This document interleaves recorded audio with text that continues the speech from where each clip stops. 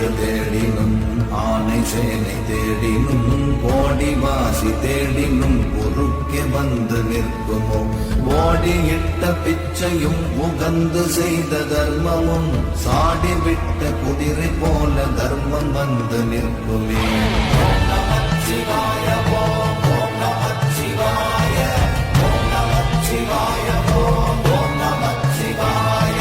ஒருவன் தன் வாழ்நாளில் கஷ்டப்பட்டு பெரும் நாடுகளையும் கைப்பற்றலாம், ஆடு மாடு போன்ற செல்வங்களை பெருக்கலாம், பெரும் படைகளையும் கோடி கோடியான குதிரைகளையும் செல்வத்தையும் சேர்த்து வைக்கலாம்.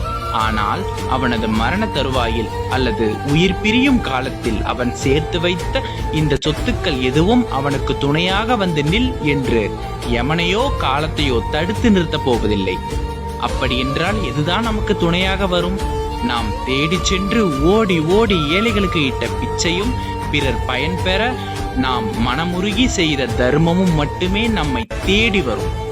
ஒரு பந்தய குதிரையானது எப்படி இலக்கை நோக்கி விரைந்து பாயுமோ அதுபோல நாம் செய்த புண்ணியங்கள் நாம் இக்கட்டான நிலையில் இருக்கும்போது, வறுமையில் திகைத்து நிற்கும் போது நமக்கு பரிந்து பேசவும் நமக்கு துணையாக நிற்கவும் வேகமாக ஓடி வந்து நம்மிடம் சேரும் என்று சிவவாக்கியர் சித்தர் கூறுகிறார்.